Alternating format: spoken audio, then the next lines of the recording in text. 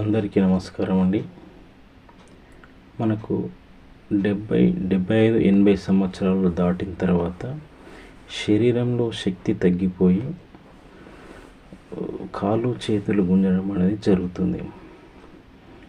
So 70 సంవత్సరాల లోపు ఉన్న వాళ్ళంతా చాలా వరకు రక్తనాళాల్లో మార్పు వచ్చి శరీరానికి రక్త ప్రసరణ సరిగ్గా జరగక కండరాలలో మార్పు వచ్చి నొప్పి రావడం జరుగుతుంది.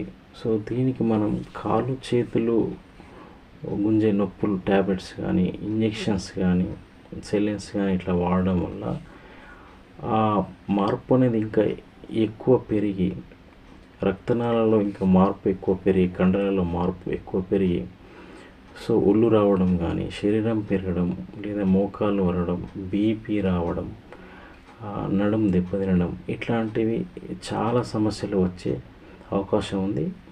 సో దాని ద్వారా తగ్గకుండా ఇంకా సైడ్ ఎఫెక్ట్ వచ్చే ఛాన్స్ ఉంది. మనకు 75 తర్వాత 80 తర్వాత వచ్చేది సహజమైన వీక్నెస్ అంటారు. సో అంటే శక్తి తగ్గడం కండరాలలో.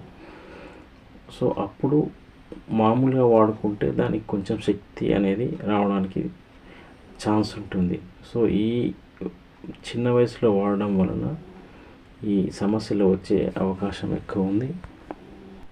70 సంవత్సరాల లోపు వయసున్న వాళ్ళు మీరు గమనించాల్సిన విషయం ఏంటంటే మందులు వాడుతున్నప్పుడు మోకాలు అనేది దగ్గర రావడం కష్టమవుతుంది. దాని అర్థం ఏంటంటే కాళ్ళ నొప్పుల మందులు వాడడం వలన అవి మోకాళ్ళు టైట్ అయిపోయి మోకాలు అరుగుతుందన్నమాట.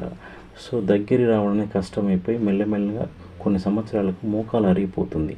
సో అప్పుడు మీకు నరాలు గుంజడం అనేది తగ్గిపోయి మోకాలు నొప్పి అనేది స్టార్ట్ అవుతుంది. అంటే ఇంకా పెరిగిపోతుంది అన్నమాట.